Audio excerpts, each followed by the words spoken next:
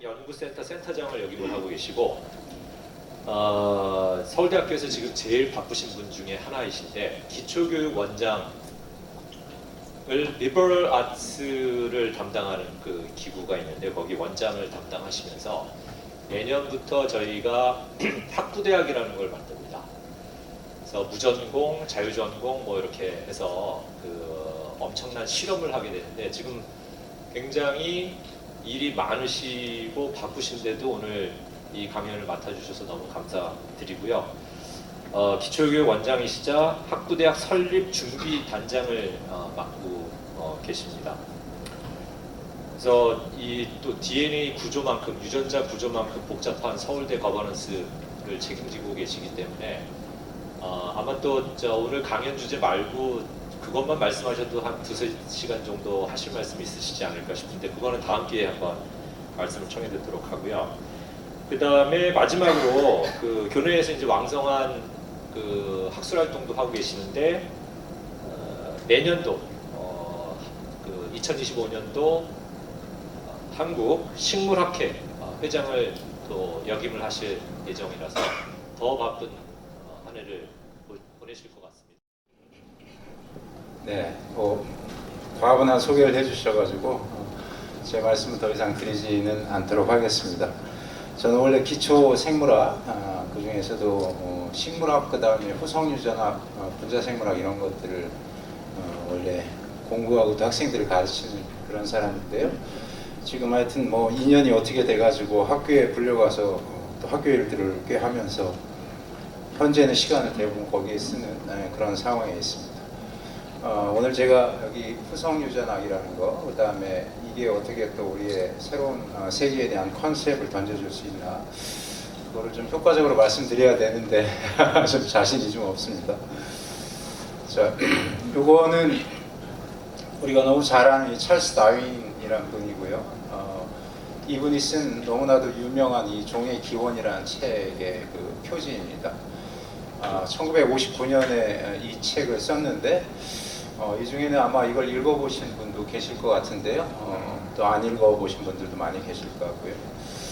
이 책은 참 희한한 게 제가 말씀드리는데요. 1959년에 나왔는데 영국에서 이게 베스트셀러가 됩니다. 근데 실제 읽어보시면은 상당히 디테일합니다. 이거가 베스트셀러가 될 수가 없는 그런 책이에요. 근데 이게 베스트셀러가 됩니다. 다윈이 이 책을 내는 데까지 얼마나 걸렸는가에 대해서는 정확한 이론은 없습니다. 근데 보통 14년에서 한 20년 정도를 묵혔다 세상에 내놨다. 보통 이렇게 이야기를 합니다. 그때 이제 기독교적 세계관이 지배하던 그런 세상이었고요.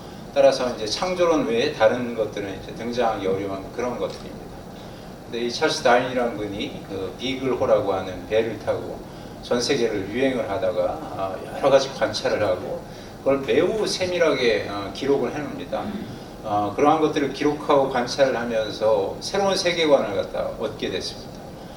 내가 알던 세계가 아니고 새로운 세계가 있다는 것들을 알았는데 그걸 바로 내놓을 수가 없었던 거예요. 바로 내놨다가 감기를 조심해야 되는 뭐 그런 상황으로 이제 보통 해석을 합니다. 그래서 아마도 한 15년 정도를 묵혔다가 나중에 월러스라고 한 분이 사실 유사한 컨셉을 먼저 내놔요. 원래는 그 발견은 늦게 이루어졌지만 이제 다윈이 더 이상 미룰 수가 없으니까 자기의 것들이 이제 내놓으면서 세상에 드러났는데 이걸 통해서 제가 드리고 싶은 말씀은 이 과학이라는 거는 상당히 보통은 난해합니다. 복잡해서 세상에 내놓기 대중화되기가 매우 어려워요. 근데 때로는 이와 같이 과학이 대중화될 수도 있고 그게 세계를 바라보는 또 이해하는 패러다임을 바꾸기도 합니다. 그 예 중에 하나가 찰스 다윈의 종의 기원이다 말씀드릴 수 있습니다. 오늘 그 본론의 그 주제가 후성유전학이라는 그 단어가 등장하는데요.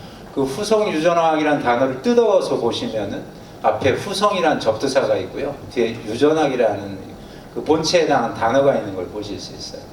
그래서 이 후성유전학을 말씀드리기 전에 일단 유전학을 말씀드리려고 합니다. 이 유전학은 여기 나와 있듯이 보통 우리가 제네틱스 영어로는 이런 식으로 이야기를 합니다. 그럼 이 유전학이란 도대체 뭔가? 유전학은 사실 좀 설명드리기 어려운데요. 유전은 이걸 보시면 금방 아실 수 있어요. 우리가 뭐 누구나 다 직감하는 바 이걸 보면은 다 알죠. 예, 말이 필요가 없는 우리 집에서도 늘 관찰되는 그런 것들입니다. 사람들은 직관적으로 유전이라는 걸 알았습니다. 아주 오래전부터 알았어요. 근데 이거를 어떻게 설명하지? 이걸 어떻게 이해하지? 어떻게 부모의 형질을 자손들이 닮아오나? 이걸 어떻게 설명할 수 있지? 이해할 수 있지? 이거를 못하고 있었던 겁니다. 다만 이 현상이 있다는 것은 너무나 오래전서부터 알고 있었다. 유전학을 약간 학구적으로 표현하라면 여기 나와 있듯이 어떤 형질의 이게 포인터가 상당히 좀 느립니다. 형질이 전수에 관한 이해하려고 하는 시도 이런 것들이 이제 그 유전이란 너무나 명백한 현상을 학문적으로 이해하려고 하는 노력을 이제 이런 식으로 표현할 수 있는 거죠. 자, 이게 유전학이 뭔지 몰랐지만 유전이 뭔지는 사람들이 직관적으로 알았기 때문에 이걸 학문적으로 성숙시키기 이전에 먼저 실생활에 써먹는 일들을 합니다. 여긴 제가 뭐 5,000년 이상이라고 이야기를 했는데 최근 고고학의 발달에 따라서 지금 이제 10,000년 이상까지로 이제 가는 것 같아요. 소위 그 농사를 짓기 시작한 신석기 시대의 그 발원을 갖다 이제 10,000년 이상 전까지 이제 좀 보통 이해를 하고 있는 것 같은데요.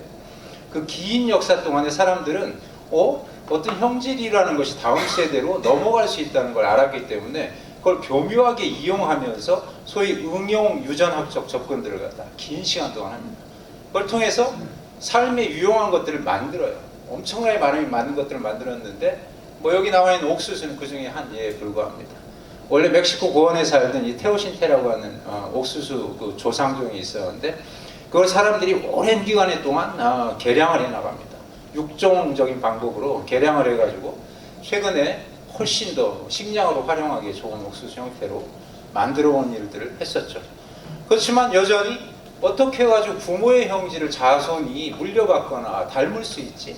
그걸 학구적으로 설명은 못하고 있었어요. 아주 긴 기간 동안. 그때 혜성과 같이 등장한 게 또다시 찰스 다윈만큼이나 유명한 여기 그렉 멘델이라고 하는 이분입니다. 이 멘델은 뭐 너무나 다 잘 아시다시피 한 과학자로 보통 유명한 게 아니고요. 수도사로 보통 알려져 있어요. 실제 수도사였습니다. 이분이 여러 수도원을 다니면서 수도 생활을 하는 그런 사실은 상당히 경건한 분이었는데 그것만으로 이분을 다 이해하기는 어렵고요. 실제 이분은 전문적인 그 학업을 받은 적은 없지만 자생적인 식물 육종학자였어요. 본인이 관심이 있고 그게 너무 궁금해가지고 수도원의 앞마당에서 계속 실험을 합니다. 아주 긴 시간 동안. 그 긴 시간 동안 실험을 한 그 데이터들을 나름 분석을 하고요. 그걸 설명하려고 애를 써요. 그러다가 아주 놀라운 발견을 하게 돼요. 이분은 다윈만큼이나 그 시각에서 보면 새로운 신세계를 연 분이다 이렇게 말씀드릴 수 있는데 그 멘델의 유전학이 뭐냐 이렇게 물어보면 지금도 사실은 정확하게 대답하는 사람이 생각보다 많지가 않다. 일반인 중엔 당연히 그렇고요. 저희가 이제 그 우리 생명과학부에서 박사학위를 하는 그 박사 예비 캔디데이트한테도 이걸 물어봐도 정확한 의미를 정확하게 답을 하는 학생이 생각보다 별로 없어요. 우리가 배웠던 유전학은 중학교, 고등학교 때 교과서에서부터 배웠습니다. 그때 이미 X가 등장하고 Y도 등장하고 뭐 찌그러진 완두콩이 등장하고 동그란 완두콩이 등장하고 흰색 완두콩의 그 꽃이 등장하고 빨간색 꽃이 등장하고 뭐 이런 일들이 일어납니다. 그거를 유전학적인 카이스퀘어라고 그래가지고 X, Y, 스몰 X, 스몰 Y가 만나고 하면 뭐 그 다음에 어떤 식으로 되고 이걸 열심히 했지 실제 멘델이 발견한 그 핵심적인 개념 그걸 통해서 세계에 어떻게 새로운 신세계가 열렸는지를 제대로 배운 적이 거의 없어요. 그 부분만 제가 간단히 말씀드리려고 합니다. 자, 기존에 그 유전이라는 것들을 사람들이 직관적으로 알았다 말씀드렸는데요. 그때 사람들이 분명히 뭔가 있어. 넘어오는 것들이 있어. 근데 그거를 효과적으로 설명을 못하니까 보통 사람들이 쓰는 그 설명의 툴이 여기 나와 있는 섞임, 블렌딩이라고 하는 그러한 방법으로 이해를 했습니다. 까만 커피에다가 흰색 우유를 넣으면 약간 덜 까만 커피가 되면서 라떼 형식의 커피가 되면서 새로운 색깔이 만들어져요.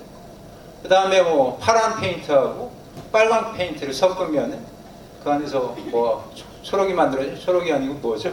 상관색이죠. 또 다른 색의 페인트가 만들어지는 거, 이런 개념으로 이해를 했던 겁니다. 그러니까 엄마와 아빠가 만나면 그 둘을 적당히 섞은 브랜딩한 자손이 나온다, 이런 개념으로 이해를 해왔던 거예요. 긴 시간, 아주 인류의 역사만큼 긴 시간 동안요. 근데 맨델이 발견한 건 뭐냐면 그게 틀렸다는 거예요. 그게 틀렸다. 그걸로 내가 관찰한 많은 현상들을 설명할 수 없다. 많은 증거들이 있는데 딱 하나만 말씀드리면 빨간 꽃과 흰 꽃을 갖다 교배를 해요. 그랬더니 첫 번째 세대, 그러니까 첫 번째 자손에서 빨간 꽃을 피우는 완두콩이 나왔어요. 그걸 우리가 이제 보통 F1 뭐 이렇게 부릅니다. 그 F1을 자가교배를 시켰더니 그 다음 세대, 두 번째 세대에서 그러면은 다 빨간 거만 나와야 되거든요. 근데 흰 게 다시 나오는 거예요. 빨간 거에서 흰 게 다시 출현하는 거를 브랜딩으로 설명할 수가 없어요. 그걸 맨델은 너무 중요한 컨셉으로 이해를 했습니다. 남들은 무시할 때. 그래서 브랜딩으로 설명할 수 없는데 이 꽃의 색깔을 결정하는 뭔가가 있어. 그 여기서 얘기하는 어떤 입자가 있어. 영어로 얘기하면 파티클 같은 게 있고요. 그게 분명히 있어. 그걸 뭐라고 표현을 못하니까 우리가 유전학 책에서 배웠던 X, Y 이렇게 표현하는 겁니다. 맨델이 그게 뭔지 몰랐어요. 그렇지만 분명히 그 입자가 있다. 그걸 X, Y로 표현한 겁니다. 그걸 통해서 블렌딩이 아닌 어떤 형질을 결정하는 뭔가가 있다. 그게 뭔지를 몰랐는데 나중에 시간이 많이 지나고 나서 보니까 그게 오늘날 우리가 부르는 유전자예요. 유전자.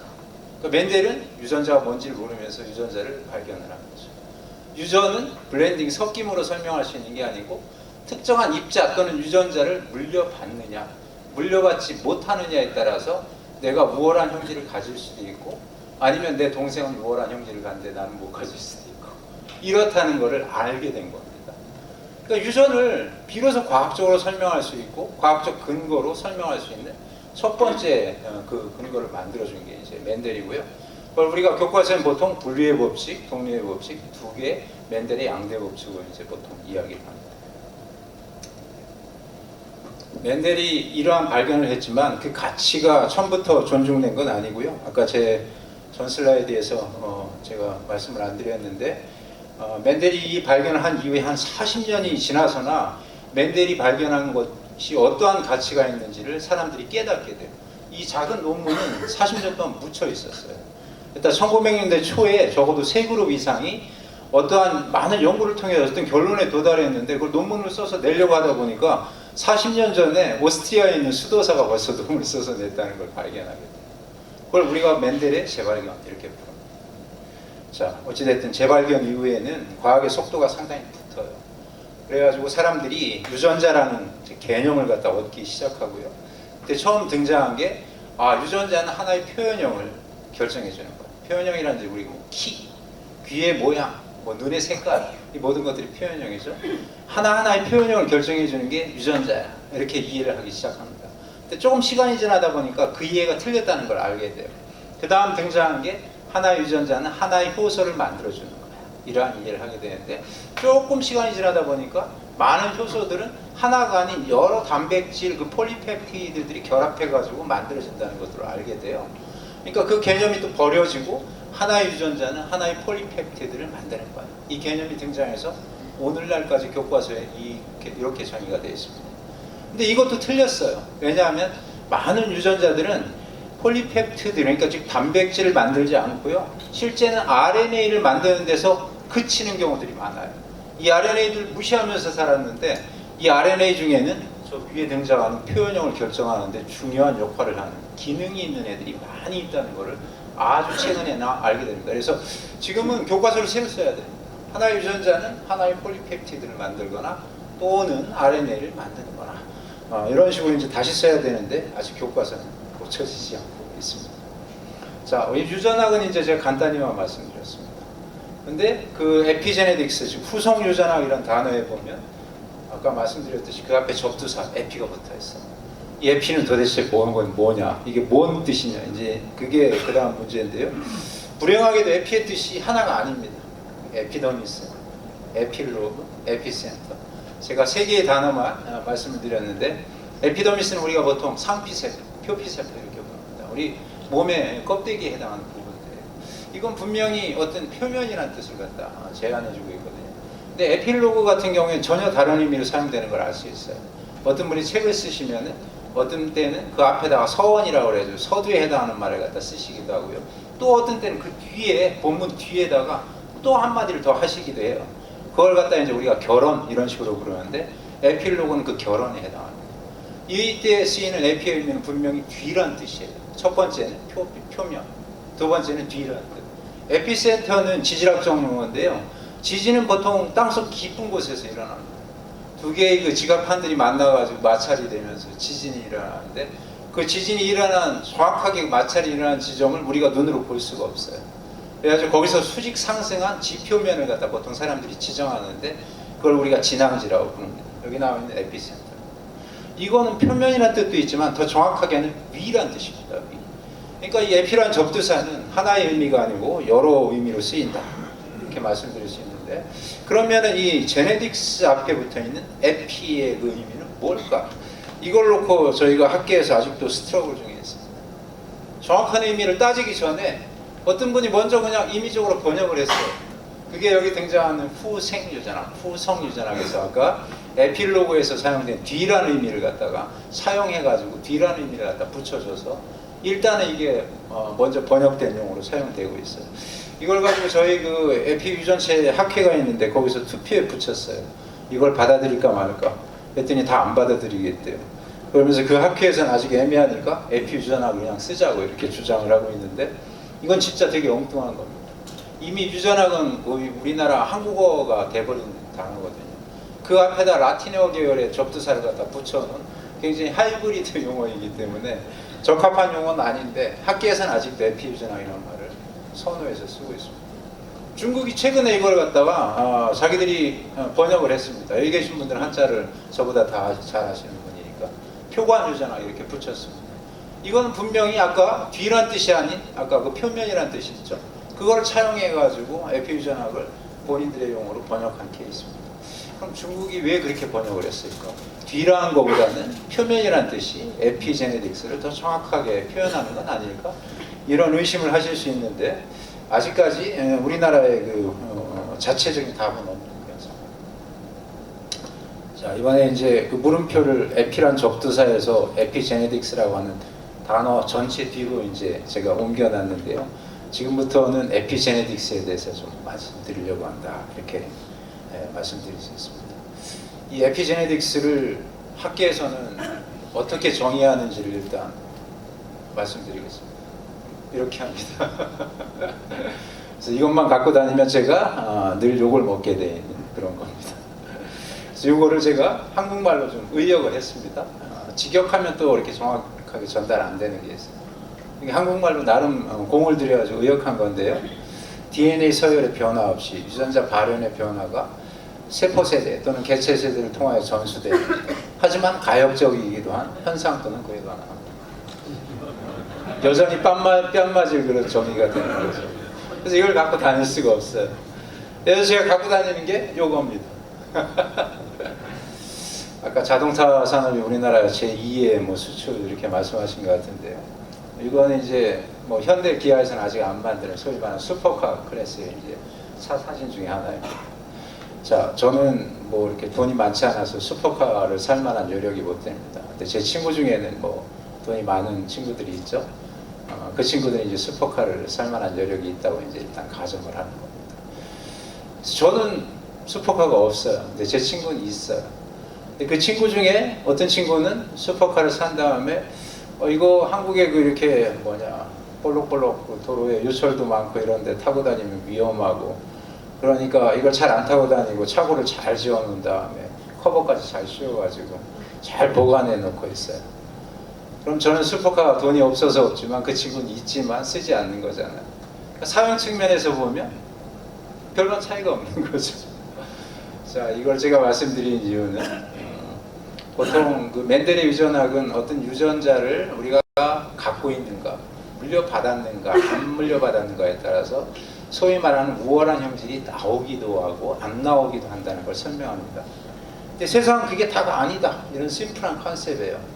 지금 말씀드렸듯이 유전학, 제네딕스는 특정한 유전자를 갖고 있는지 안 갖고 있는지에 따라서 형질이 어떻게 표현되는지를 갖다가 연구하는 학문입니다. 그럼 제가 말씀드린 슈퍼카를 통해서 말씀드리려고 하는 메시지는 뭐냐? 아까 되게 복잡하게 말씀드렸는데 이 에피제네틱스, 즉 후성 유전학은 뭐냐?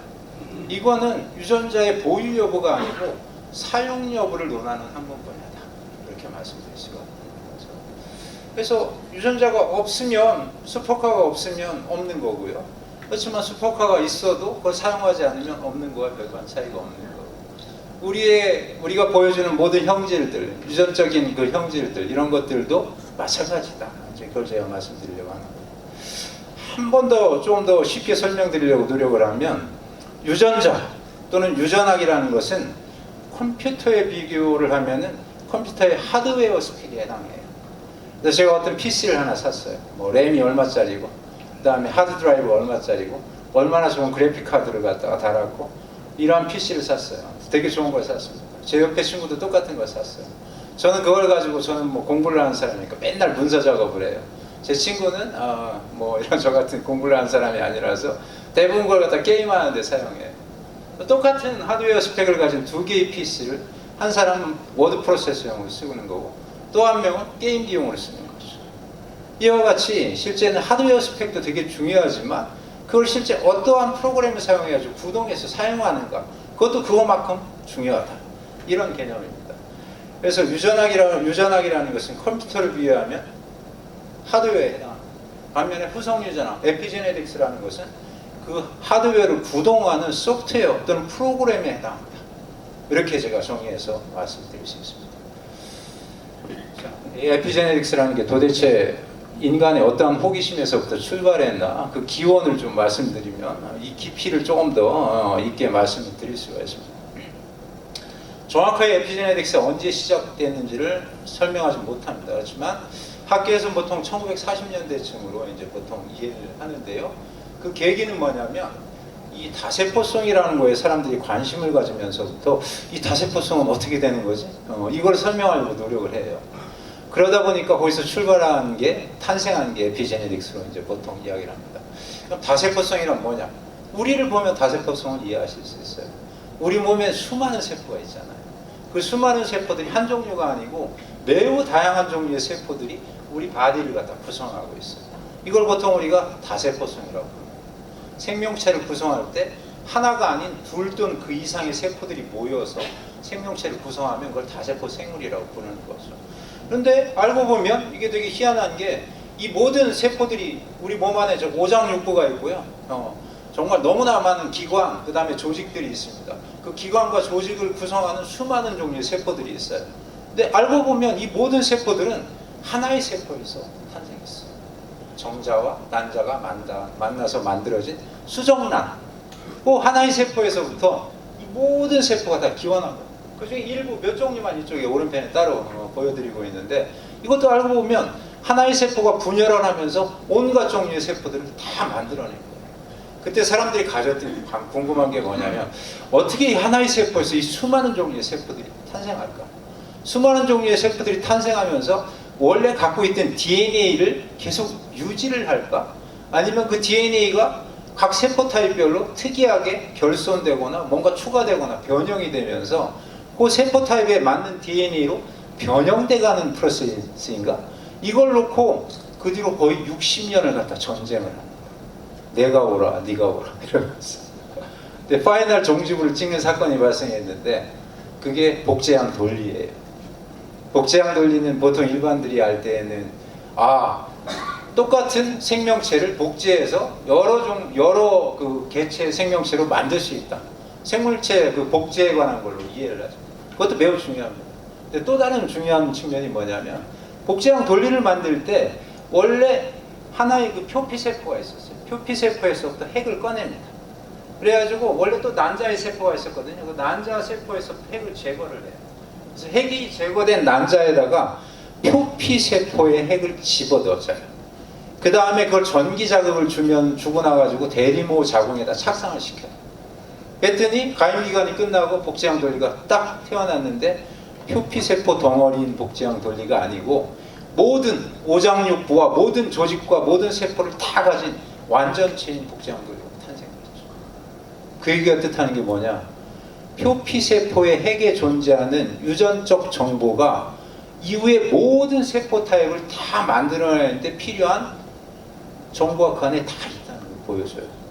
즉 세포가 하나의 수정란에서 또 온갖 종류의 세포로 바뀐다 할지라도 이 세포들은 여전히 DNA를 그대로 다 갖고 있다는 거예요. DNA를 다 갖고 있는데 어떻게 이 많은 종류의 세포들이 서로 달라지면서 달라진 상태에서 또 계속 유지가 될 수 있을까? 이 설명이 안 되잖아요. 그러니까 쉽게 얘기하면 나는 우월한 유전자를 물려받아서 우월해. 이 개념으로 설명이 안 되는 거예요. 멘델이 가르쳐줬던 어떤 파티클, 입자 X를 갖다 내가 갖고 있다는 그 사실만으로는 이 하나의 세포에서 모든 세포들이 재탄생이 하는 이걸 갖다 설명할 수 없는 거죠. 그러다 보니까 그때부터 제가 말씀드린 후성유전학이라는 컨셉들이 본격적으로 등장하기 시작하고요. 결과를 정리해서 말씀드리면 이런 겁니다. 서로 다른 세포들은 실은 세포는 다르지만 동일한 DNA 또는 유전자 세트를 저희가 보통 유전체라고 부릅니다. 이걸 갖고 있는 거예요, 여전히. 그리고 각 세포 타입은 나름의 DNA 또는 유전체의 사용 방식을 보유하고 있는 거예요. 유전체 자체가 다른 게 아니고요. 그걸 사용하는 방식들이 세포들마다 다르다. 이걸 이제 알게 된다는 거죠. 그래서 서로 다른 세포들은 각기 다른 DNA 또는 유전체 사용 방식을 보유하는 거지 DNA나 유전체 자체가 달라진 게 아니다. 이게 60년 논쟁 후에 2000년대 초에 비로소 모든 사람들이 억셉트할 수밖에 없는 그런 개념으로 이제 되는 겁니다. 이걸 통해서 아까 제가 말씀드린 하나의 수정란에서 온갖 종류의 세포들이 탄생하고 그들이 또 한번 만들어지면 그 세포 타입을 지속적으로 유지하는 비결이 되는 거죠. 유지도 매우 중요합니다.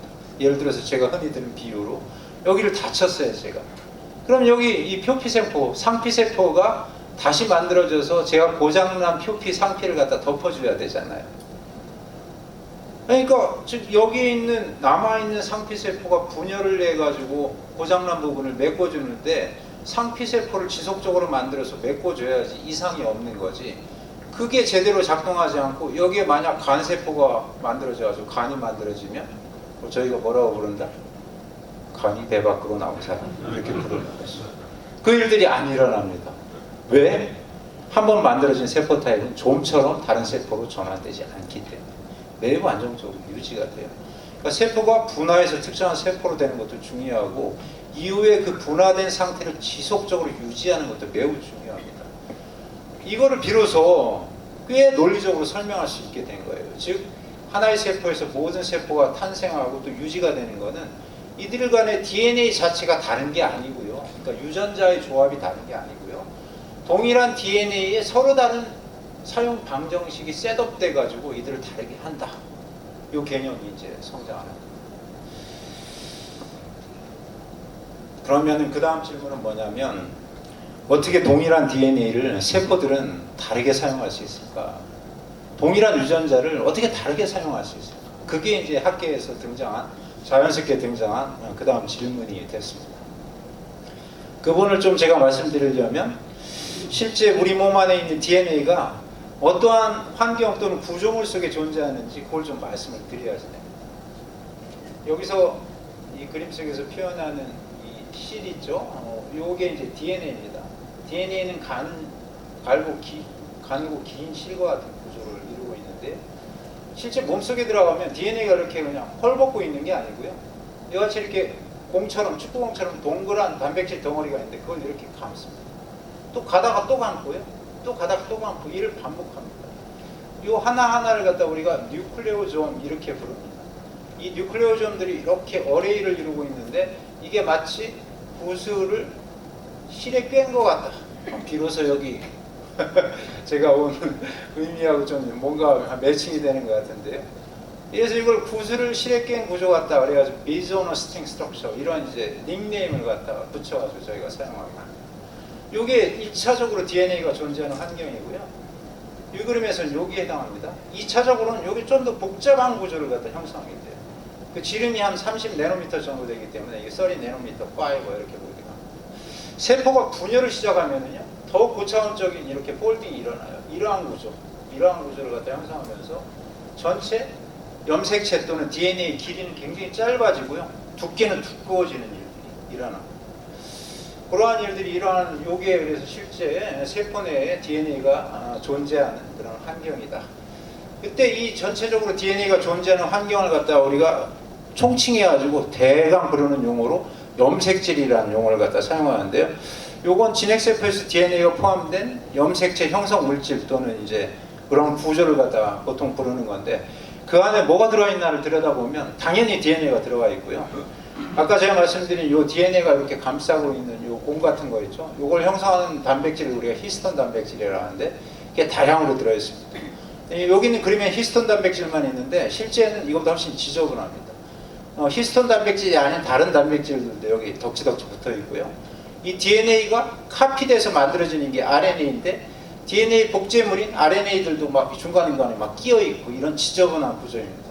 이걸 갖다 우리가 보통 염색질이다 이렇게 부릅니다. 자, 이 염색질이 이렇게 쉽게 볼 수 있는 인물이 아니라는 걸 제가 뒤에 좀 말씀드릴 텐데 그 중에서 아까 말씀드린 공과 같은 그런 게 있었죠. DNA가 이렇게 감고 가는 걔가 요 그림에서는 이런 식으로 표현되어 있는데요. 실제 그 구성물을 보면 4종류의 히스톤 단백질들이 각각 2카피씩 들어가가지고 8개 거기를 DNA가 1과 4분의 3바퀴를 휘감고 또 진전을 하고 또 휘감고 이러한 일들을 반복하는 요 하나하나가 이제 뉴클레오점이라고 부르는 그런 구조고요. 요 뉴클레오점을 위에서 이렇게 내려다보면 여기 말씀드린 4종류의 히스톤 단백질들이 8개가 모여가지고 그 안에 잔뜩 들어가 있습니다. 그 바깥에 이중나선 구조의 DNA가 1과 4분의 3바퀴를 이렇게 감싸고 있는 이러한 구조를 형성합니다. 자, 요 각각의 이제 그 뉴클레오점인데 이 뉴클레오점들은 이와 같이 비교적 자기들 간에 간격을 유지하면서 좀 느슨한 구조를 만들다가 어떤 때 훨씬 더 이렇게 빽빽한 구조를 만들게 돼요. 이게 상당히 중요합니다. 세포 내에서는 이러한 상태와 이러한 상태로 대변이 되는데 어떤 땐 이러한 상태로 있다, 어떤 땐 이러한 상태로 가고 또 어떤 땐 이러한 상태로 있다, 이런 상태로 가기도 하고 이럽니다. 이걸 갖다 보통 이제 더 이해하기 쉽게 하기 위해서 단순화된 이런 그림으로 표현하는데 이 그림에 보면은 저 염색질 상에 존재하는 DNA가 이렇게 실로 표현되어 있는데 그 염색질의 구조가 왼편에 있는 것처럼 약간 느슨한 구조로 있기도 하고요. 오른편에 있는 것처럼 보다 복잡한 구조로 있기도 하죠. 중요한 건 뭐냐? 저 왼편에 있는 약간 느슨한 구조로, 그러니까 열린 구조로 존재할 때 이 DNA에 여러 가지 단백질이나 효소들이 쉽게 접근할 수 있는 거예요. DNA는 그 상태로 있어서는 아무것도 못합니다.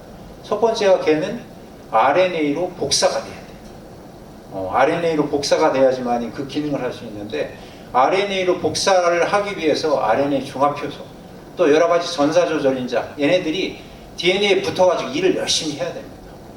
걔네들이 저런 열린 구조일 땐 비교적 DNA에 쉽게 접근하기 때문에 그 작업을 쉽게 해요.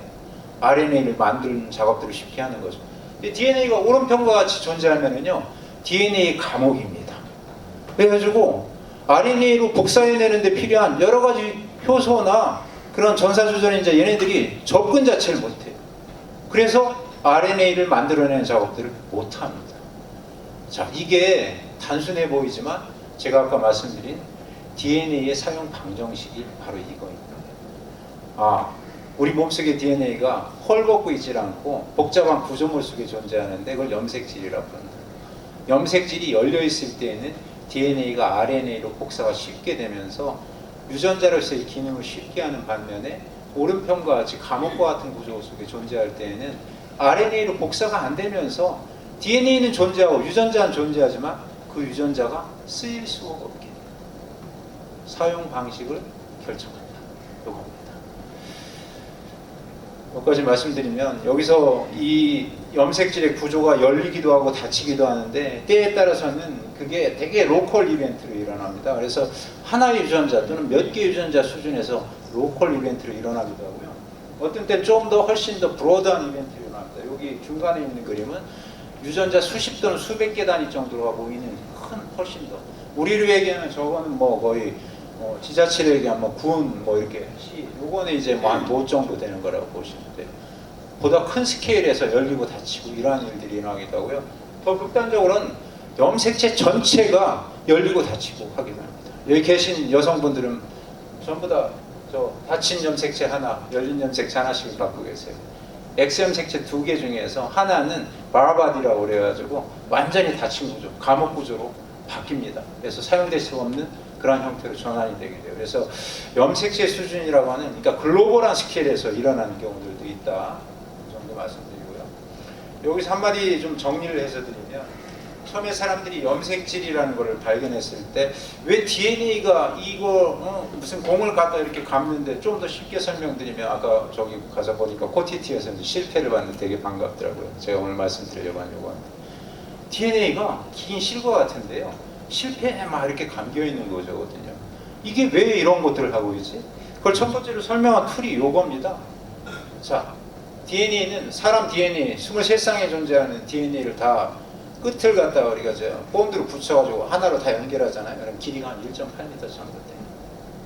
근데 그거를 어디에다 집어넣어야 되냐면, 이게 하나의 그 동물 세포의 전형적인 모양인데요, 요 핵 안에다 다 집어넣어야 돼요. 요 핵의 그 직경이 제가 10 마이크로미터라고 했지만 실제는 한 2, 3 마이크로미터 정도 됩니다. 핵, 세포마다 다른데, 그러니까 10의 6승배 정도를 갖다가 줄여가지고 여기다 집어넣어야 되는데, 이 숙제는 제가 대학원생한테 코끼리를 냉장고에 넣어봐라 하는 숙제보다 더 어려운 거예요.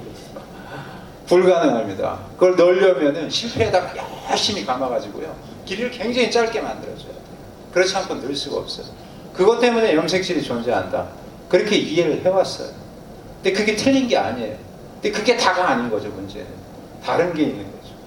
그게 지금 여기 말씀드린, 이게 실패에다가 DNA를 감는데, 이 실패를 어떤 때는 빽빽하게 감아요. 근데 어떤 때는 이렇게 루프를 만들어주면서 느슨하게 감기도 합니다. 느슨하게 감기도 하고 빽빽하게 감기도 하는데, 빽빽하게 감겨져 있는 곳은 감옥에다 집어넣는 거예요.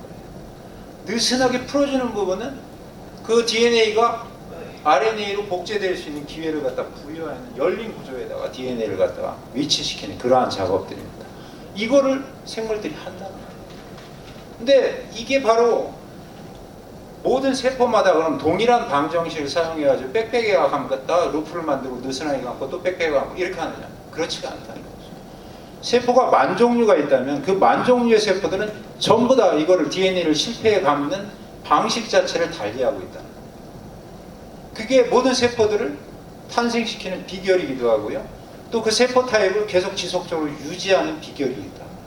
그걸 이제 알게 된 겁니다. 그래서 염색질의 존재 자체를 처음에는 구조적인 측면에서만 이해를 했지만, 나중에 알고 봤더니 염색질은 실제 모든 세포를 만들어낼 수 있는 그 사용 방정식을 부여하는 교묘한 기능적 유닛이다.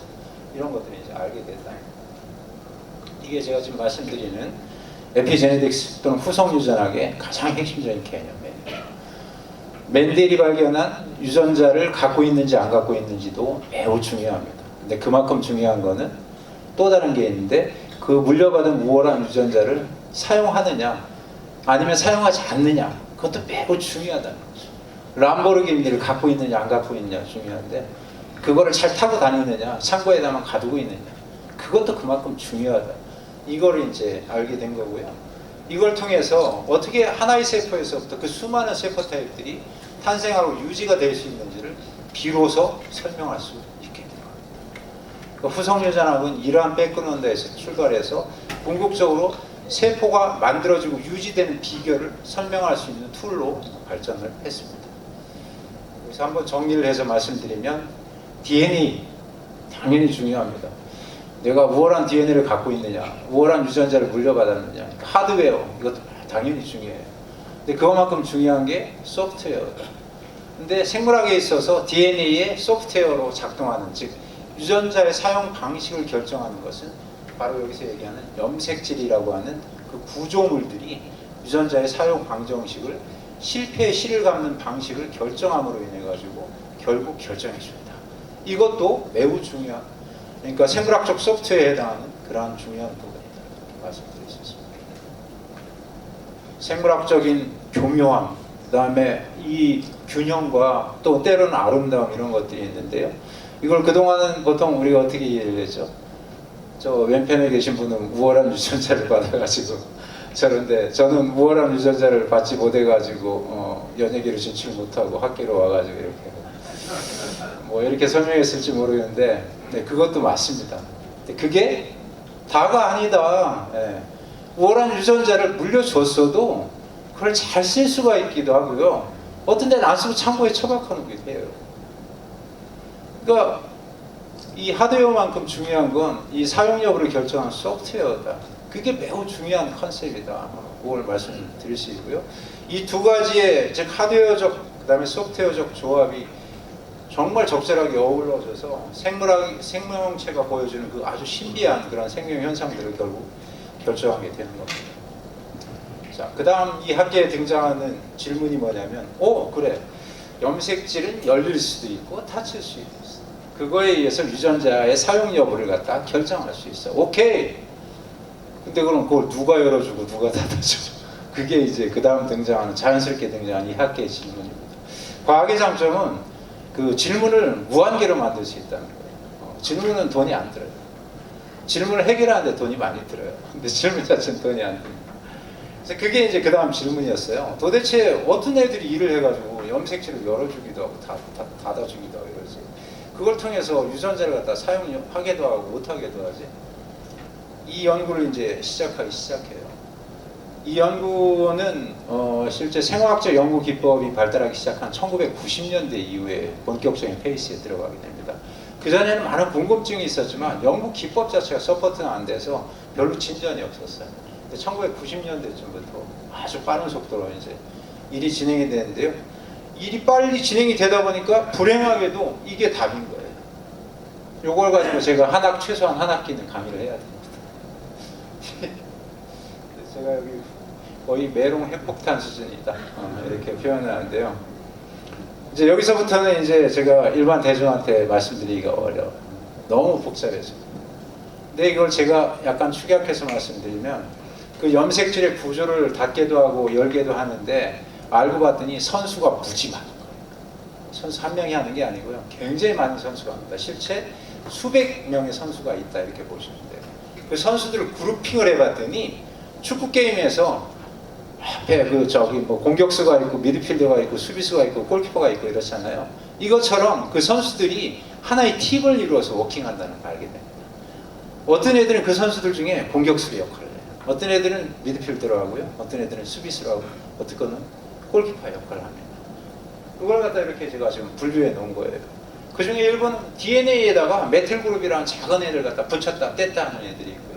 그 다음에 아까 제가 히스톤 단백질 말씀드렸죠. 그 히스톤 단백질에 여기 적혀있는 최소 12종류 이상의 화학적 변형을 일으키는 애들이 있다는 걸 알고. 그 다음에 또 세 번째 클래스 애들은 뭐냐면 ATP라고 하는 에너지를 갖다 가수분해하면서 실제 아까 제가 보여드린 뉴클레오점 있죠. 그 구조를 바꿔주거나 움직이거나 이걸 갖다 왔다 갔다 하게 하는 이러한 애들이 있다는 걸 알게 돼요. 네 번째 있는 애들 더 신기한 애들인데요. 이건 교체 선수 투입이에요. 그래서 원래 선발 선수가 있는데요. 때에 따라서 생물이 급하면은 선발 선수를 빼내요. 교체 선수를 중간에 집어넣어요. 그래서 교체 선수를 투입하는 그런 애들이 있다는 걸 알게 됩니다. 맨 마지막은 보다 제일 최근에 발견된 애들인데요. 처음엔 이 선수들이 다 단백질인 줄 알았어요. 어떤 효소나 단백질들인 줄 알았는데 최근에 보니까 RNA도 있어요. 이 선수들 중에. 그걸 제가 뒤에 잠깐 말씀드리겠습니다.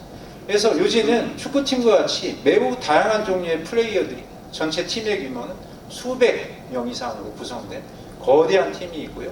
그 안에 역할들이 분담이 돼가지고 얘네들이 총체적으로 일을 해서 염색질을 열게도 하고 닫게도 합니다. 요게 이제 답입니다. DNA 메틸원? 이거 되게 웃긴 건데요. 여기 보십시오. 이게 DNA는 4개의 베이스를 갖다 기본으로 해서 이중 라선 구조를 갖다 이루는데 그 중에 ATGC 이렇게 얘기하죠. 이게 사이토신인지 C입니다.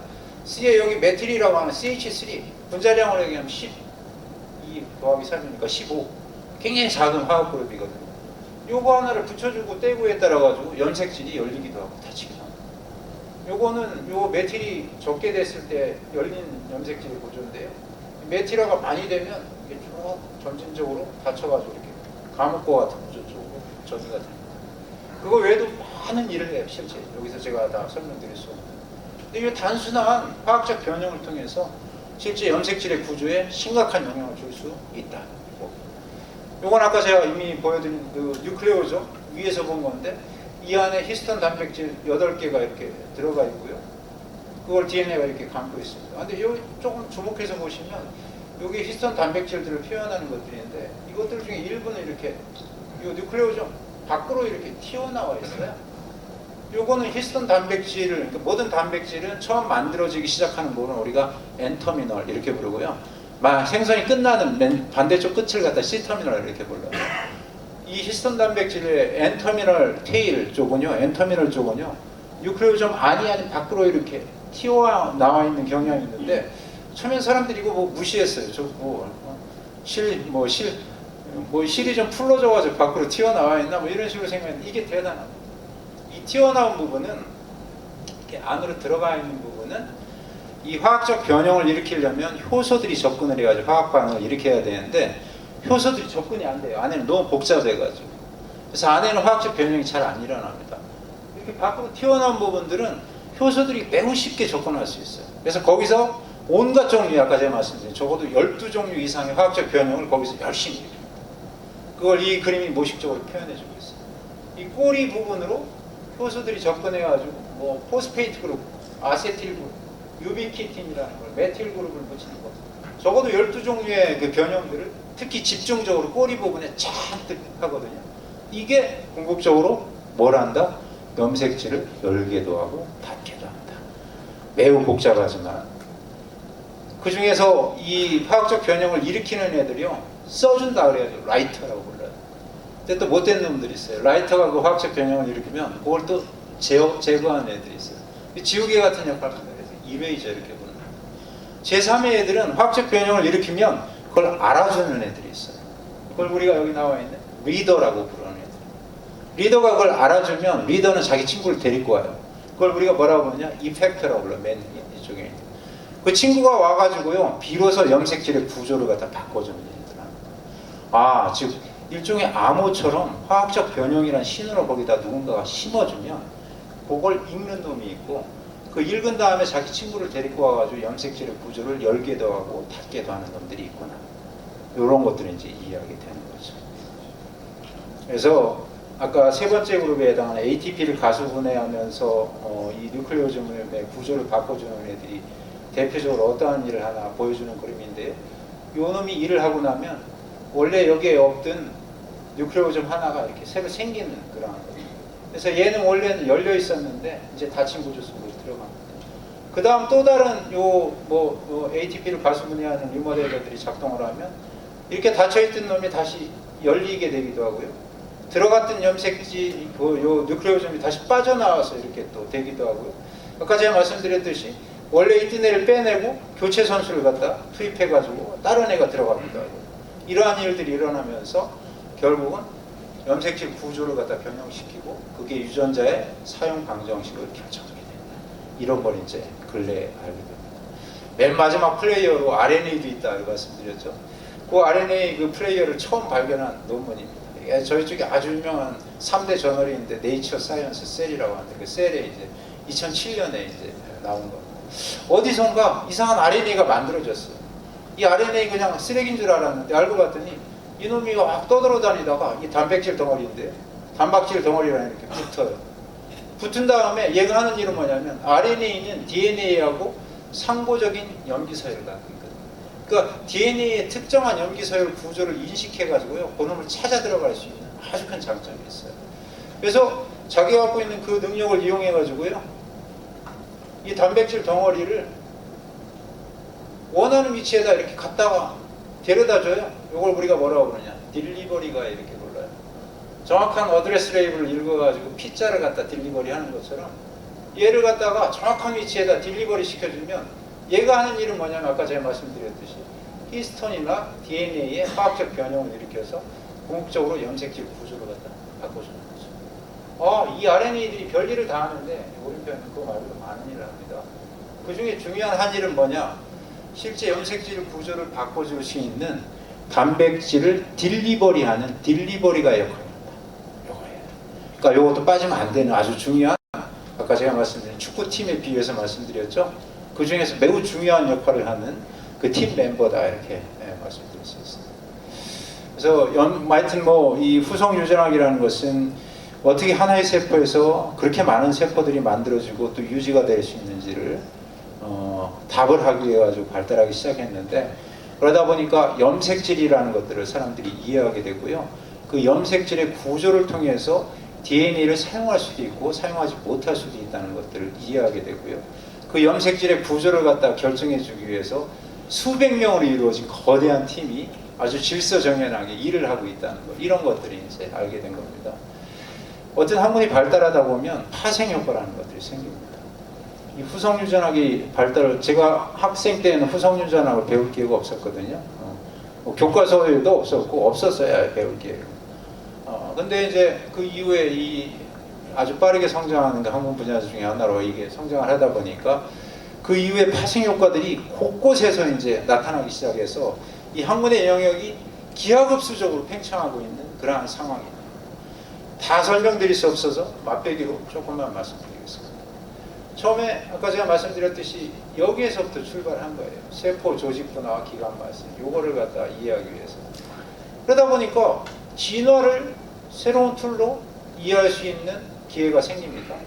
제가 뒤에 말씀드리겠지만 환경을 재해석하는 그런 일들이 생기고요. 영양, 오늘 또 여기 식품도 하는데 이 식품 또는 영양 관련된 그러한 것들을 새로운 시각으로 바라보는 기회들이 생기고요. 유전체 방어, 우리 사실은 뭐 이기적 유전자 보통 그 고등학생들의 그 필독도서 중에 하나로 되어 있는데요. 이 몸 안에는 자기 숫자를 갖다 무한대로 증식시키기 위한 소위 그 이기적 유전자들이 있는데 이거하고 전쟁 중이에요, 사실. 저희 그 DNA가. 근데 걔네들을 그냥 놔두면은 우리 몸 안에 있는 모든 DNA가 삽시간에 그 이기적 유전자 절편들로 다 점령이 당합니다. 그래서 걔네들하고 전쟁을 하는데 그 전쟁을 할 때 쓰는 제일 중요한 툴이 뭐냐? 이기적 유전자를 아까 제가 말씀드린 감옥에다 가두는 역할. 그러니까 염색질의 구조가 실제 이걸 갖다 우리가 유전체 방어라고 부르는데요. 유전체 방어에 있어서 제일 중요한 툴입니다.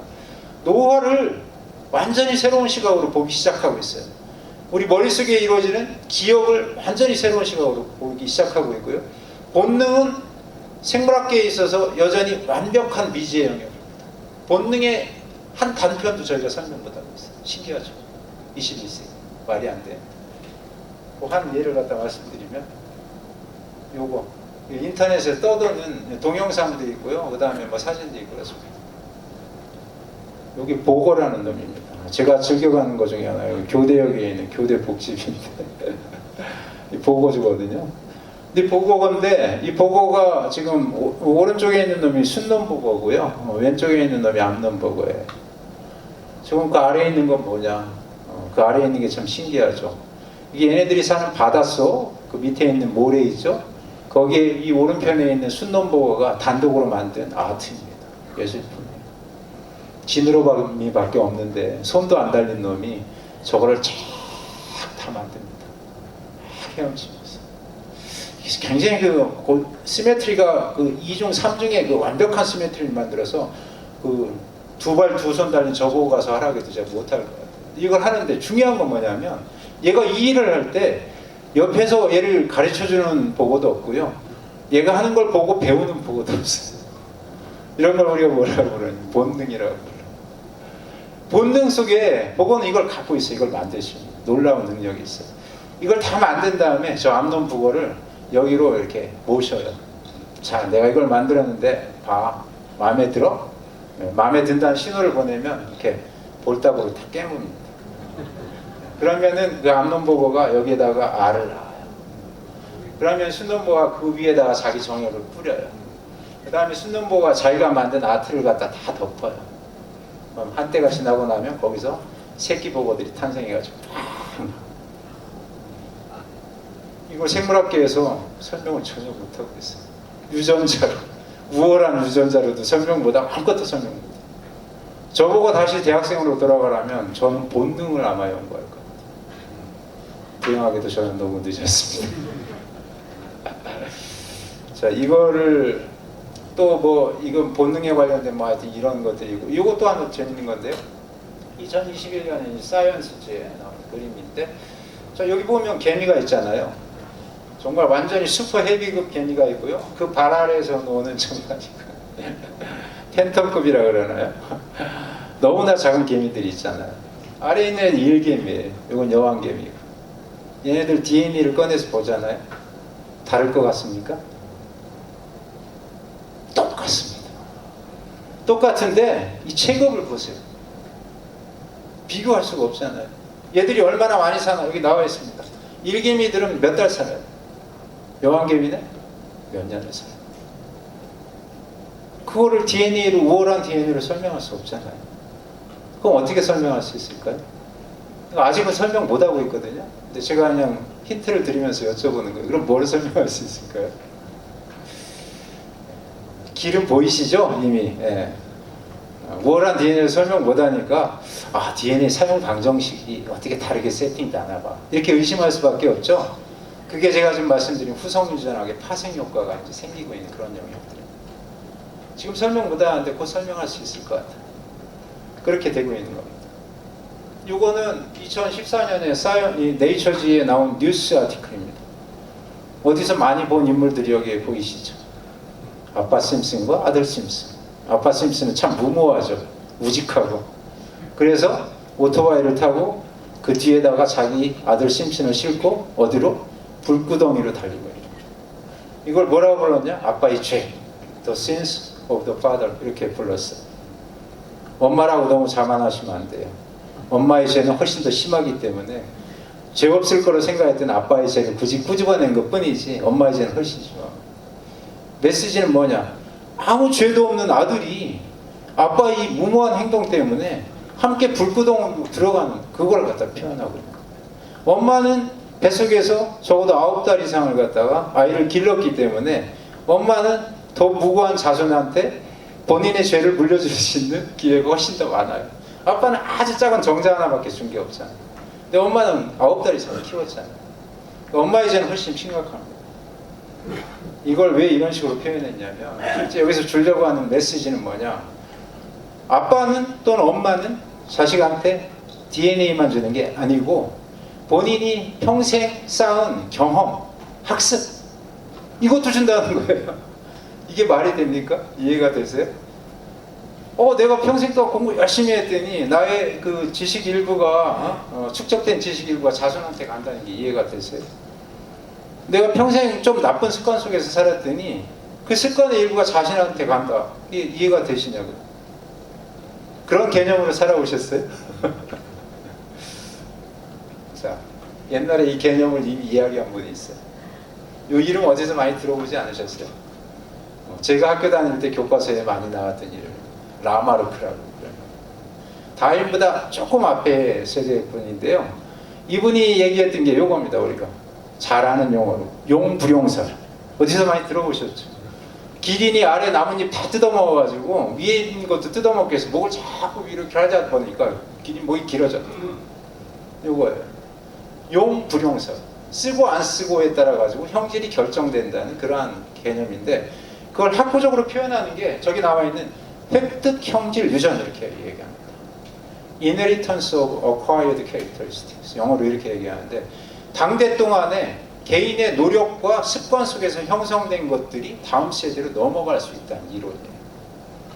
이거는 우리 세대, 제 세대 때 중고등학교 교과서까지 등장했지만 지금 중고등학교 교과서에는 없어요.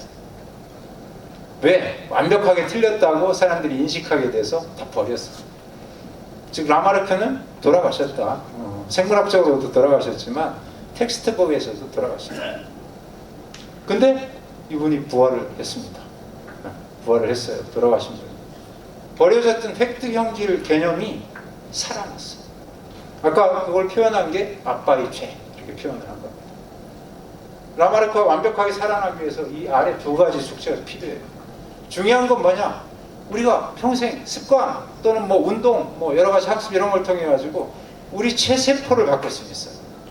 운동을 열심히 하잖아요. 근육이 많이 만들어져요. 근데 중요한 건 뭐냐? 그렇게 근육을 형성하는 체세포에는 영향을 줄 수 있지만 그게 다음 세대로 넘어가려면 우리 생식세포, 즉 정자나 난자에도 그 정보가 전달이 돼야 되거든요. 그동안 그 와이즈만 베어리라고 그래가지고 그게 전달이 불가능하다고 사람들이 판정을 해왔습니다. 근데 그게 전달이 된다는 너무나 많은 정보가 축적이 된 거예요. 뭘 통해서? 후성유전학의 발달을 통해서. DNA뿐만 아니고 경험과 학습으로 통해서 얻어진 DNA의 사용 방정식 일부가 생식세포로까지 가서 다음 세대로 넘어가요. DNA 플러스 DNA 사용방정식 두 개가 다 다음 세대로 넘어갈 수 있다. DNA는 멘델 유전학 또는 다윈의 진화론에 따른 것들을 설명해요. 사용 방정식, 팩트 경질 유전. 이 개념을 처음 얘기했던 라마르크 요겁니다. 돌아가셨던 분이 이미 부활했어요. 남은 건 뭐냐면 이분의 그 부활의 임팩트가 어느 정도 사이즈냐, 그 앰플리튜드가 어느 정도이냐, 그건 아직 정확하게 몰라요. 그렇지만 이분이 부활한 건 분명하다. 그래서 결론은 뭐냐? 진화를 새로 써야 됩니다. 우리가 알던 진화가 아닌 새로운 진화를 갖다 써야 돼요. 그렇게 이해해야 되고요. 우리는 사는 데 있어서 뭔가 좀 더 신중해야 돼요. 왜냐하면 난 DNA를 주고 끝난 게 아니고 부모님이 여기 우리 딸내미도 와 계신데 그 이후에도 뭘 계속 줘야 돼요. 그런 숙제가 생겼다. 대사. 자, 뭐 이런 겁니다. 제가 흔히 드는 게 살을 빼려고 다이어트를 해요. 막 안 먹어요. 이게 최고의 방법이죠. 우리가 몸에서 쓸 수 있는 에너지 총량이 막 감소합니다. 그래서 에너지 대사 자체가 감소하기 때문에 살이 빠져요. 근데 그게 단줄 알았거든요. 근데 그게 다가 아니에요. 이 그림에서 표현하는 거는 이 우리가 하는 에너지 대사는 센트럴 메타볼릭 패스웨이라고 하는데 그게 미토콘드리아라고 하는 데에서 뭐 TC, 구연산 나와요. 그래서 괜히 해까지 갑니다. 해까지 가면은 얘가 이 아세틸 코이에를 만드는 데 관여를 하고요. 이 아세틸 코이에 레벨이 높아지면 이 히스톤 단백질에 어세틸레이션이 많이 돼요.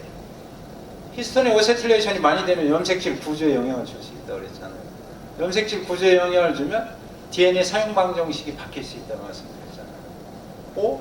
다이어트를 심하게 하면 제가 단순하게 말씀드리면 에너지가 없어지면서 살이 빠지는 것뿐만 아니고 내 몸의 DNA를 사용하는 사용 방정식을 바꿀 수도 있다는 거예요. 근데 그 효과는 단기간에 끝나는 게 아니고요. 어떤 때는 평생 가고요. 어떤 때는 아까 제가 말씀드린 라마르크 다음 세대까지 가고 있어요. 실제 다음 세대까지 갈 수 있는 증거들이 많이 있어요. 그러니까 다이어트를 함부로 하시면 된다 안 된다? 우리가 먹는 거를 갖다가 그냥 단순하게 그냥 단시간적 효과로만 그냥 설명할 수 있다? 없는 경우들이 많이 발견되고 있다. 이런 거. 세상을 다르게 보셔야죠.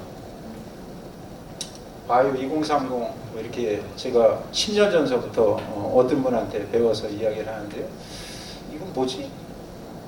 바이오는 뭐 20대, 30대만 하라는 건가? 저 같은 50대는 이제 그만하라는 건가? 그게 한 2030년이 되면 바이오가 굉장히 도미넌트한 세상이 됩니다. 그걸 이제 10여 년 전서부터 이 단어들을 갖다 사람들이 쓰기 시작했고, 그때만 해도 한미약품이 이제 사실은 대박을 터뜨린 사건도 없고, 한국의 바이오가 되게 약했어요. 바이오 인더스트리 자체가. 아시다시피 지금은 버블이 꺼지고 있는 시기이긴 하지만, 지난 10년 동안 엄청 커졌죠? 네, 10년도 안 돼서 한 6, 7년 정도 됐는데, 커졌습니다. 세상의 트렌드가 바뀌기 때문에 이 트렌드를 바꿀 수 있는 사람은 없어요. 이렇게 갑니다.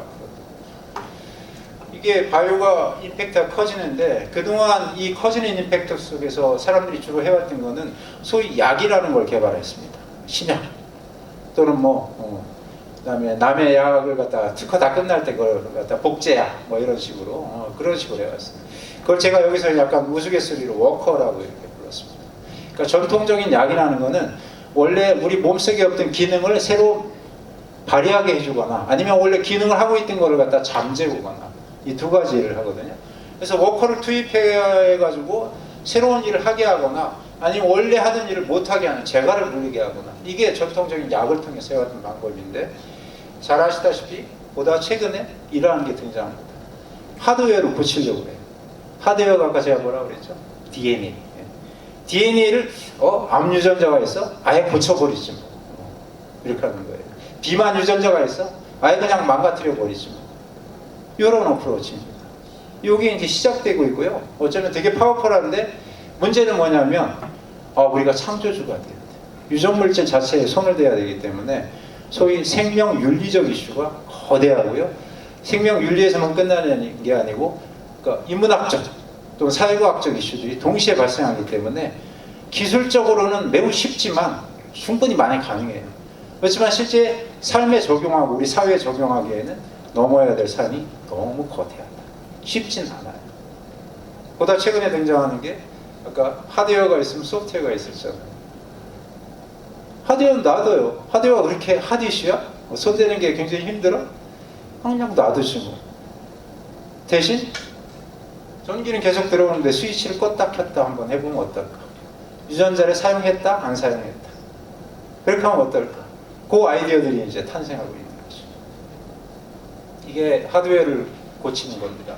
3세대를 통해서 발달했어요. 처음에 징크핑거 뉴클레이즈, 텔런, 그 다음에 최근에는 뭐 크리스퍼, 카스9 이거 많이 들어보셨을 수도 있는데 이걸 통해서 우리가 원하는 부위의 DNA 서열을 갖다 고쳐줄 수 있어요. 그래서 유전자를 고장낼 수도 있고요. 고장난 유전자를 새로 고칠 수도 있고 이러한 일들이 기술적으로 상당히 가능합니다. 지금. 다만 이거를 실제 특히 인체에 적용하기 매우 어렵고요. 인체가 아니라 할지라도 생명체에 적용하는데 여러 가지 한계들이 있어요. 아까 제가 말씀드린 여러 가지 이슈 때문에. 그래서 등장하는 게 하드웨어는 그냥 놔두고 좋아 스위치만 온오프 하는 방식들 한번 해볼까? 이게 1세대 소프트웨어를 갖다 고치는 거죠. 여기 요 히스톤 단백질에 원래 아세틸레이션이 되어 있는데 이 아세틸레이션이 되어 있으면 아까 제가 말씀드린 리더 알아주는 애들이 와서 붙고요. 걔가 이제 대리권 이펙터 덩어리입니다. 이게 이루어지면 이 염색질 구조가 바뀌어서 유전자를 갖다 온오프 시킬 수 있어요. 그런데 여기다가 어떤 물질을 사용해가지고 이 리더를 갖다가 방해를 시켜버려요. 그럼 리더가 이 물질 때문에 붙질 못해요. 그러니까 얘가 아무리 여기서 뭘 하려고 해도 여기가 앵커링이 안 되기 때문에 염색질 구조가 안 바뀌고 DNA 사용 방정식을 바뀌는 걸 막을 수 있는 거죠. 이런 오프 조치를 갖다 시작해가지고 이 아이벳이라는 물질 또 유사 물질들이 이미 이 백혈병을 치료하는데 쓰이고 있다. 마켓까지 나와 있다. 뭐 이런 것도 있습니다. 요거는 몇 년 2016년 논문이거든요. 이거에 의하면 이 세포에다가 뭐 이런 거 막 집어넣어줘요. 얘네들이 하는 일을 뭐 간단하게 말씀드리면 원래 없던 데에다 DNA에다가 화학적 변형을 일으켜요. 그 다음에 얘네들은 잠시만 머물다가 다 사라지는, 파괴돼서 사라지는 애들. 그러니까 일시적으로 화학적 변형이 이루어지면 얘들이 다 사라진 다음에도 그 화학적 변형이 계속 유지가 되면서 이 유전자가 옛날에 쓰이는 상태에서 못 쓰이는 상태로 퍼머넌트하게 전환될 수 있다. 그러니까 DNA는 그냥 놔두는데 소위 후성유전학적 지표를 갖다가 손을 대면은 이 불을 껐다 켰다를 할 수 있다는 그 가능성을 이제 제한하는 그런 것들입니다. 자, 요건 작년에 나온 논문입니다. 여기에서 얘기하는 건 뭐냐면은 이 노화를 얘기해요. 자, 노화는 뭡니까? 기존에 알던 거, 뭐 아주 젊은 세포가 있고 그 세포가 점점 노화돼가지고 나중에 쓸모없는 세포로 돼서 이제 죽게 되는 이 과정이에요. 그래서 일종의 세포의 파괴 과정 또는 조직의 파괴 과정, 우리 생명체라고 하는 시스템의 파괴 과정으로 이해해 왔는데요. 아까 후성유전학이 뭐라고 그랬죠 원래? 하나의 세포에서부터 여러 종류의 세포가 탄생할 수 있는, 즉 세포의 특성을 갖다 변조시키는 그러한 그 작동 원리를 알고 봤더니 유전자의 사용 방정식을 손을 대면 세포가 이 세포였다 저 세포로 될 수도 있고 이런 것들이 이제 이해하게 됐다는 겁니다. 그 시각에서 보면 노화는요 세포의 공간적인 분화가 아니고 시간적인 분화로 이해할 수 있어요. 그러니까 공간적 분화는 하나의 세포에서 이 바디를 이룬 굉장히 많은 세포들이 탄생하는 거라고 말씀드릴 수 있다면 시간이란 벡터 속에서 하나의 젊은 세포가 시간이 지나면서 분화돼서 노화된 세포로 변형되는 거로 이해할 수 있고요. 그 시각에서 보면은 기존의 공간적 세포 분화를 후성유전학적 방법으로 설명했듯이 어쩌면 노화를 후성유전학적 방법으로 설명할 수 있지는 않을까? 유전자의 사용 방정식이 시간이 지나면서 점진적으로 변화하는 프로세스는 아닐까? 이런 의심을 하게 되잖아요. 그 의심이 틀리지 않다는 것을 증명한 논문입니다. 그러니까 노화는 시간이 지나면서 유전자의 사용 방정식이 점진적으로 변하도록 일종의 프로그램되어 있는 그런 것들이라는 것들을 알게 되고 있는 거예요. 그러니까 그 프로그램 자체를 리버전, 뒤로 다시 돌리면 어쩌면 젊어질 수 있지 않을까. 네, 좀 더 두고 봐야 됩니다. 이 기억 있죠. 이 기억이 참 신기한 거죠. 우리 머릿속에 어떻게 기억이 이루어질 거예요. 이때 제가 늘 드리는 질문이 그러면 저 밖에 있는 저 멍청해 보이는 식물들도 기억할 수 있을까? 그 질문을 드리거든요. 식물이 기억할 수 있을까요? 어떻게 기억할 수 있을까요? 관성의 법칙이 있다. 지금 말씀하신 것처럼 식물이 기억을 하더라고요. 근데 식물은요, 우리처럼 고상한 신경세포가 없어요. 뇌도 없어요. 신경세포들이 만든 굉장히 복잡한 네트워크, 우리 시냅스라고 하는데 그런 것도 없어요. 되게 단순하고 뇌도 없는 애들이 어떻게 기억을 해요? 참 궁금한 거였는데 그거에 뿌리에다 기억을 하는 게 앞으로는 어쩌면 그런 게 나올지도 모르겠습니다. 아직까지는 안 나온다고 이거는. 식물이 기억하는 방식은 유전자의 사용 방정식을 통해서 기억한다는 걸 알게 됐어요. 유전자를 안정적으로 사용하다가요, 어떤 애들은 추운 겨울을 갖다가 지나면서 그 유전자를 더 이상 사용하지 않는 방식으로 그 유전자를 감옥에 가두는 일을 해요. 근데 그 추운 겨울이 다 끝나고 따뜻한 봄이 됐는데도 그 감옥에 갇힌 유전자를 꺼내주질 않아요. 그러다 보니까 기존에 처음에 살던 패턴하고 겨울을 지난 다음에 사는 패턴이 달라져요. 그게 지금 우리가 흔히 볼 수 있는 2년생 식물의 생활 패턴입니다.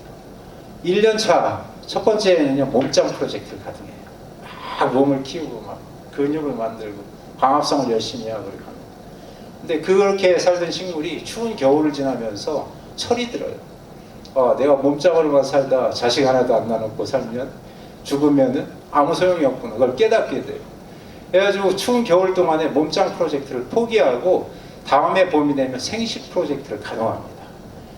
그게 추운 겨울의 기억을 따뜻해진 봄 또는 여름까지도 잊어버리지 않는 식물의 기억 방식인데, 그게 어떻게 되는지를 사람들이 몰라하는데 알고 봤더니 몸짱 프로젝트의 아주 필수적인 유전자를 추운 겨울을 지나면서 철이 들어서 감옥에 가둔다는 걸 알게 됐어요. 한번 가두면 안 꺼내. 그래서 봄이 되고 여름이 돼도 여전히 그 유전자는 감옥에 있으니까 몸짱 프로젝트가 포기가 되고 생식 프로젝트로 넘어갑니다. 동물은, 우리는 훨씬 우월한 존재들이니까 걔네들이 사용한 그런 유치한 방식이 아닌 훨씬 고급적인 방식을 사용하겠지. 그동안 그렇게 생각해왔습니다. 근데 알고 봤더니 세포, 또 분자, DNA 수준으로 갔더니 별반 다르지 않다는 것을 계속 발견하고 있다. 이게 한 달 전에 나온 논문이에요. 한 달 전에. 보세요. 사이언스지에 한 달 전에 나온 건데요. 어떠한 뭔가 경험을 갖다 학습 이런 걸 하게 되면 여기 엔그램이라고 그래가지고 우리 머릿속에 있는 그 여러 신경세포들이 집단이 있는데 그 중에 일부 애들이 특성이 바뀌어요. 그리고 얘네들이 이 바뀐 특성을 계속 유지하다가 동일한 경험이나 자극이 오게 되면 얘들이 갑자기 일을 빨리 시작하면서요, 그게 표현되는 게 기억이에요. 그러니까 이 엔그램을 갖다 형성하는 이 신경세포의 집단, 얘네들은 기억을 갖다 저장하는, 그러니까 기억을 가능하게 하는 본체에 해당하죠. 어떤 새들이 엔그램으로 오니까 기억에 참여하는 세포가 될 수 있을까? 그걸 한 달 전에 나온 논문이 뭐라고 보느냐면, 아까 제가 말씀드린 히스톤 단백질에 아세틸화가 많이 돼 있잖아요. 그런 애들은 엔그램 신경세포가 될 수 있고, 히스톤 아세틸화가 안 되는 애들은 엔그램 신경세포가 되지 못하더라. 그래서 기억에 참여하지 못하더라. 이런 걸 알게 되는 거예요. 얘네들도 알고 봤더니 유전자의 사용 방정식을 결정하는 염색질의 구조 있죠. 그걸 통해 아주 궁극적으로 기억을 발휘한다. 제가 길게도 말씀드릴 수 있는데 간단하게 말씀드립니다. 제가 아까 말씀드린 식물이 사용하는 기억 방식하고 별반 다른 게 없는 거예요. 이렇게 한다는 겁니다. 그래서 기억, 특히 장기 기억을 아직도 효과적으로 분자 수준에서 잘 설명을 못 하거든요. 근데 이제 그런 것들을 설명할 수 있는 툴들이 생기기 시작합니다. 어떠한 일들을 갖다 학습을 하게 되면 그게 뇌에 레코딩이 되는데 그걸 우리가 이제 기억이라고 하는데, 그 기억은 궁극적으로 유전자의 사용 방식을 갖다 변형시키면서 형성되는 프로세스다. 이런 방향으로 이제 이해가 되고 있는 거죠. 근데 아까 제가 그 본능이라는 걸 도무지 설명 못 한다고 그랬잖아요. 그래서 어떤 애한테 계속 학습을 시켜요. 그랬더니 엔그램이 계속 만들어지고요. 기억을 잘하게 돼요. 그 다음에 거기서 나온 자손이 있어요. 걔한테는 또 부모한테 했던 동일한 학습을 계속 시켜요. 또 엔그램이 만들어지고 또 잘하게 돼요. 그러니까 일종의 축적 효과들이 세대를 거듭하면서 계속 진행된다고 생각해 보십시오. 그러다 한 10세대 지난 다음에 학습을 안 시켜. 그리고 얘가 어떻게 하나 이렇게 지켜봤더니 그 10세대 전 조상들이 하던 학습 이후에 하던 행동을 그대로 만약 한다고 생각해 보십시오. 그걸 우리가 뭐라고 합니까? 본능이라고 한다고 그랬잖아요. 본능은 어쩌면 학습에 축적된 결과물이 아닐까? 꽤 합리적 의심이죠. 아직 증명은 안 됐는데. 그래서 제가 합리적 의심까지는 할 수 있는 기회는 있는데 그걸 증명할 만큼 제 정년이 길게 남아있지는 않아서 이게 이제 뭐 더 길게 말씀드릴 수 있지만 이 후성유전학을 통해서 궁극적으로 우리가 세계를 설명하는 툴, 세계를 바라보는 툴들을 바꿀 수 있고 또 지당 바꿔야만 된다. 이러한 기초학문의 발전이라는 것들이 세상을 해석하고 이해하는 툴, 더 나아가서 아까 제가 바이오 2030, 또 세상을 활용하는 툴, 세상에서 돈을 버는 툴을 갖다 바꿀 수도 있다. 그게 오늘 제가 말씀드린 다고요. 다시 원론으로 돌아가면 아마 오늘 이후에는 여기서 제가 말씀드린 DNA는 이미 잘 알고 계셨겠지만 우월한 DNA를 물려받았다고 그래가지고 모든 것들이 설명이 안 된다. 그 말씀을 다른 데 가서 하실 수 있으면 좋겠어요. 그럼 그건 뭐가 또 있는 거지? DNA를 얼마나 안정적으로 또 지속적으로 쓸 수 있는가? 그걸 결정해 주는 게 염색질이라는 애가 있다는데 걔네들도 그거만큼 중요하대. 그 정도 이야기를 해줄 수 있었으면 그래도 오늘 제가 여기서 좀 말씀드린 의미가 있지 않을까 이런 생각이 들고요. 이러한 것들을 통해서 세상을 해석하고 또 바라보시는 툴들이 좀 바뀔 수도 있으면 더 좋을 것 같다. 이 정도로 정리하겠습니다.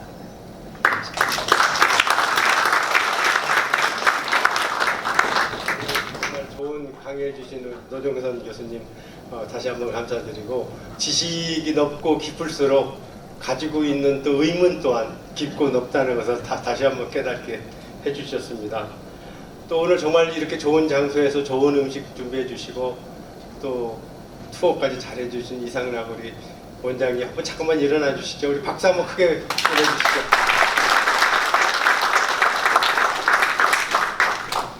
네, 저 이번에 미국에 한 2주 정도 가서 또 한 번 느낀 것이 우리는 국민들한테 불편을 주는 그런 규제가 너무나도 쉽게 벌어지고 있다. 그런 생각이 들어요. 우리 대한민국은 참 앞선 나라이기 때문에 플라스틱 분리 체계도 미국보다 훨씬 더 앞서 있고 더구나 미국 사람들은 음식물 찌꺼기를 가지고 들락날락 하는 데가 아무 데도 없습니다. 그냥 싱크대에서 갈아가지고 수채로 싹 내려보냅니다. 우리는 다 음식물 쓰레기 처리기도 따로 있고 돈도 또 내야 되고 그래서 제가 그런 생각을 했어요. 이게 환경에 정말 이게 그렇게 부담을 주나? 우리가 먹는 것이 다 유기물질이고 이건 굉장히 빠르게 부패해서 자연으로 다 돌아가는 것인데 우리가 그걸 가지고 이렇게 왔다 갔다 하면서 아파트에서 그거 들고 나가고 우리 국민들한테 왜 이런 그 불편함을 주나 이런 이제 생각을 해서 한번 평가해보자 과학적으로 그것이 정말 환경에 얼마나 그 부담을 주는지. 그 다음에 뭐 아까 우리 여러분들 쓰레기 버리실 때 맨날 페트병 라벨 떼어가지고 저도 일요일 날 그거 많이 하거든요. 근데 라벨 다 떼어서 이렇게 줘요. 근데 과학적으로 보면 그렇게 할 이유가 없는 거예요. 소재만 라벨을 그냥 PP하고 다른 거. 페트병은 비중이 1.38 물에 가라앉아요. PP는 0.92, 0.93 물에 떠요. 그러니까 그 라벨 뗄 필요가 없어요. 왜냐하면 그 재생할 때 가가지고 막 자른 다음에 물에 씻거든요. 그러면 PP는 다 뜨고 밑에는 가라앉거든요. 그게 뭐 대표적인 게 뭐냐 그 PP병의 뚜껑이 있죠. 그 페트가 아니에요. 그건 PP예요. 근데 여러분들 보고 라벨을 띠라가면서 그 뚜껑을 띠라 소리 안 하거든요. 똑같은 건데, 똑같은 물질인데 우리 정부가 물질만 그 PS를 많이 쓰는데 PS에서 PP로 써. 그렇게만 가져가면 그 라벨 안 떼고 버려도 하나도 부담이 안 되는데 우리 국민들한테 그런 불편함을 줘서 소위 우리가 국민들한테 행복을 작은 행복이지만 좀 찾아줄 것이 뭐냐 한번 우리 같이 보자. 그래서 소위 우리 박정희 교수님 라이프 사이클 어세스먼트를 우리 합성섬유, 면섬유에 대해서도 하셔가지고 결국 면섬유가 그렇게 자연 친화적인 것만 아니다는 그런 말씀을 해주셨는데요. 이런 식으로 우리 하나하나 좀 따져서 국민들한테 불편함을 주고 또 작은 행복이 좀 찾아주자. 더구나 왜 그러냐? 11월 말에 혹시 부산에서 UN 170여 개국이 참가해가지고 플라스틱 그 협정이 맺어지는데 무조건 안 쓰고 줄이고 이런 데에만 포커싱이 돼 있어요. 그래서 그런 식으로 그 협정들이 체결되지 않도록 좀 리마인드 시켜주고 우리 정부의 입장을 좀 제대로 전문가의 의견을 듣게끔 하는 그런 채널을 우리가 한번 준비하자 해서 지금 준비하고 있습니다.